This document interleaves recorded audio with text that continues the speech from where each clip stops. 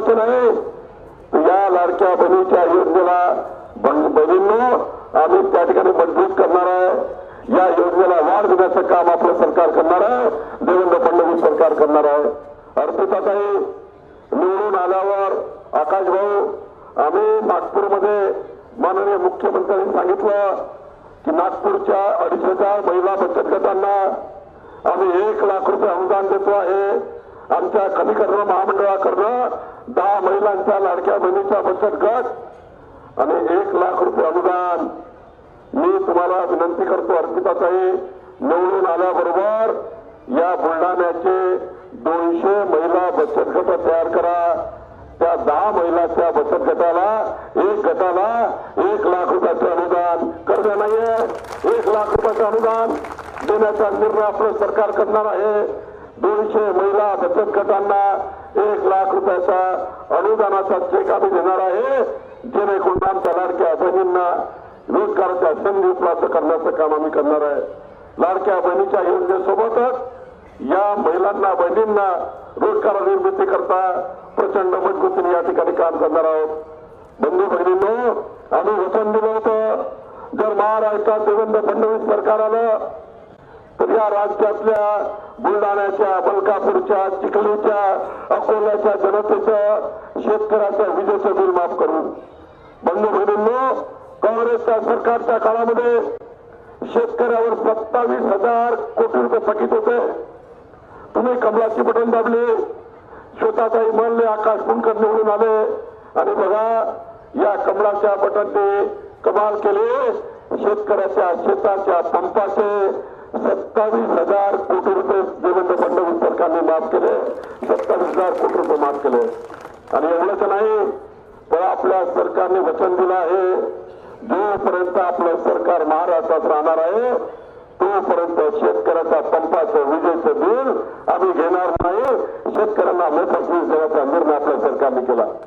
बंधू बहिणींनो माननीय देवेंद्र फडणवीसांनी निर्णय केला की जे बुलढाण्याचं घरगुती विजेचं बिल आहे विजयराज हे 8 रुपये युनिट आहे। कोराडीवरनं माझ्या गावांना जे वीज येतं, कोराडीवरनं चंद्रपूरवरनं बुलढाण्याला जे वीज येतं ते 8 रुपये 10 पैसे रेट आहे। हे 2029 मध्ये 5 वर्षांनी 80 पैसे प्रतिवर्ष वाढणार आहे। 2029 मध्ये विजेचा रेट 80 पैसे 80 पैसे 80 पैसे प्रत्येक वर्षी वाढला तर 12 रुपये होणार आहे। बुलढाण्याच्या जनतेला 12 रुपये विजेचं बिल परवडणार नाही, गरीब माणूस विजेचं बिल भरू शकणार नाही। आणि म्हणून देवेंद्र फडणवीसांनी राज्यामध्ये मुख्यमंत्री सौर वाहिनी योजना आणली आणि आता विजयराजे 2029 पर्यंत या राज्यामध्ये आपण उन्हेवर तयार होणारे वीज,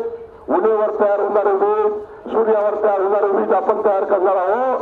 ही वीज 2 रुपये 80 पैशात पडणार आहे आणि 2 रुपये 80 पैशाची ही वीज आपण या बुलढाण्यामध्ये जे ट्रान्समिशन करणे घरापर्यंत पोहोचवण्याकरता जो खर्च लागेल पण आता 12 रुपयाची वीज बुलढाण्याला नाही तर 2029 मध्ये 6 रुपयामध्ये बुलढाण्याला वीज देण्याचा निर्णय देवेंद्र फडणवीस सरकारने केला, आपल्या सरकारने केला आहे। बंधू भगिनींनो या ठिकाणी विजयराजे शिंदेजी अर्पिताताई निवडून आल्यावर प्रत्येक वार्डाच्या नगरसेवकाला माझी विनंती आहे, मला देवेंद्रजींनी सांगितलंय की या प्रत्येक वार्डात जेवढ्या आमच्या लाडक्या बहिणी बसल्या, लाडके भाऊ बसले, जो 100 युनिट वीज वापरणारा व्यक्ती आहे, मध्यमवर्गीय गरीब व्यक्ती आहे, त्यांच्या घरावर अर्पिताताई आपल्याला सूर्यघर लावायचं आहे। माननीय पंतप्रधान नरेंद्र मोदीजींनी या राज्याला सूर्यघर योजना दिली आहे। या सूर्यघराच्या योजनेमध्ये किमान यावर्षी विदर्भात 500 कुटुंबांना तुम्हाला सूर्यघर लावायचं आहे। एका सूर्यघराची किंमत 30,000 रुपये आहे। मी तुम्हाला वचन देतो तुम्ही यादी बनवा, अर्पिताताईची नगराध्यक्ष म्हणून सही घ्या, आकाश पुणकरजी स्वतःताई आणि विजयराजे माझं पहिला मंत्रालयाच्या पहिल्या मजल्यावर कार्यालय आहे, मी तुमच्यासोबत येईल आणि माननीय देवेंद्र फडणवीसजीकडनं बुलढाण्याकरता या ठिकाणी 5,000 सूर्यघर मंजूर करून देईल, जेणेकरून या गरीब माणसाला सूर्यघर लावल्यानंतर 15 वर्ष विजेचं बिल येणार नाही, 15 वर्ष विजेचं बिल येणार नाही असं सूर्यघर बुलढाण्यामध्ये प्रत्येक घरावर लावण्याचा निर्णय आपलं सरकार करणार आहे. आपलं सरकार करणार आहे. बंधू बहिणींनो, आपण वचन दिलं होतं श्वेताताई, तुम्ही कमळाला मत घेताना जे वचन आम्ही दिलं होतं त्यामुळे की आपण गाडी घोडा बंगला मर्सडीज कार आहे, फार्म हाऊस आहे, मोठे मोठे घर आहे, त्या शेतकऱ्याचं कर्ज माफ करणार नाही. पण जो गरीब माणूस बुलढाण्याचा 40-40 वर्ष शेतामध्ये राबतोय, 40-40 वर्ष शेतामध्ये राबून एक कपड्याचा दुसरा कपडा घेत नाही, अत्यंत शेतकऱ्याची परिस्थिती वाईट आहे. व्याज चक्रवाढ वाढत चालला आहे, व्याज चक्रवाढ वाढत चालला आहे, गरीब माणूस आत्महत्येकडे चालला आहे. बंधू भगिनींनो, माननीय देवेंद्र फडणवीस सरकारने निर्णय घेतला येणाऱ्या 30 जून 2026 पर्यंत या महाराष्ट्रातल्या गरीब शेतकऱ्याचं कर्ज माफ करण्याचा निर्णय आपलं सरकार करणार आहे. देवेंद्र फडणवीस सरकार करणार आहे. बंधू भगिनींनो, तुम्ही शेताला निवडून दिलं, आकाशला निवडून दिलं, सेनेवर निवडून आले. या महाराष्ट्रामध्ये 288 पैकी 237 आमदाराचं या महाराष्ट्राच्या इतिहासातलं सर्वात मजबूत सरकार देवेंद्र फडणवीस सरकार निवडून आलं. बंधूंनो, तुमचं मत किती महत्वाचं होतं बघा.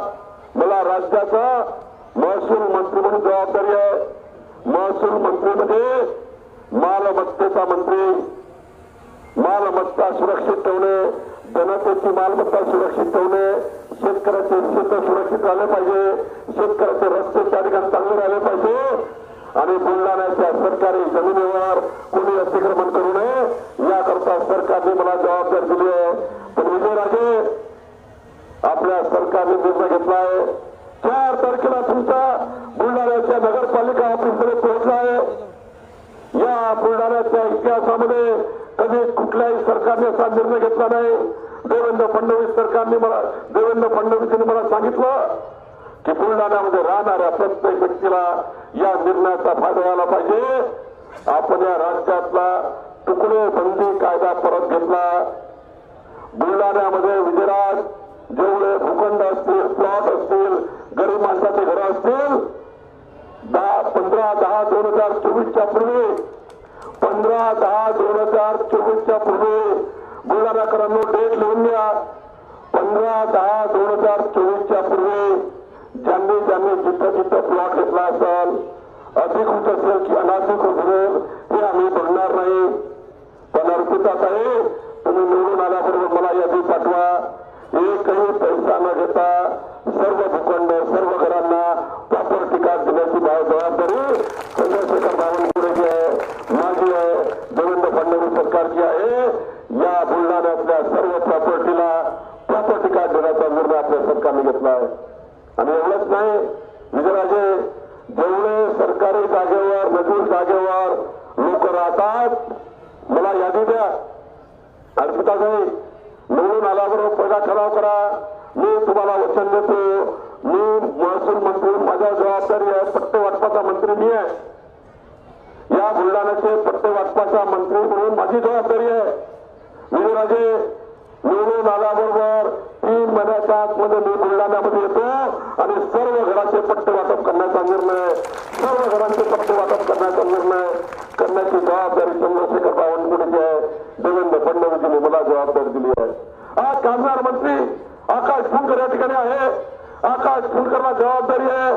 जेवढे कामगार या ठिकाणी बसले आहेत, या शहरामध्ये आहेत, त्या कामगाराकरता 27 महत्वाच्या योजना माननीय कामगार मंत्री या ठिकाणी घेऊन येणार आहे. आणि आता तर महसूल खात्यामध्ये एक महत्वाचा निर्णय घेतला विजयराज. बुलढाणा शहराचा इंग्रजाच्या काळानंतर कधीच विकास झाला नाही. या शहराचा भूमी अभिलेख झाला नाही. या शहराची सरकारी नोंदणी झाली नाही. आमच्या सरकारने निर्णय घेतला आहे. माननीय पंतप्रधान नरेंद्र मोदीजींनी नक्षा योजना दिली आहे. नक्षा योजनेमध्ये विजयराज, आपल्या वहिनी निवडून आल्या, अर्पिताताई मला तुम्ही पत्र द्या, बुलढाण्याला नक्षा योजनेत घ्या. मी नक्षा योजनेत बुलढाण्याला घेतो आणि आमच्या महसूल खात्याचं मोडणीचं विमान मी बुलढाण्याचा वर फिरवतो. काळजी करू नका. महसूल खात्याचं 1 मीटरचं विमान आहे, ते शहरावर फिरतं. आता हुडकेश्वरला फिरून आलाय. कालच 22,000 घराची मंजूर झाली. बुलढाणा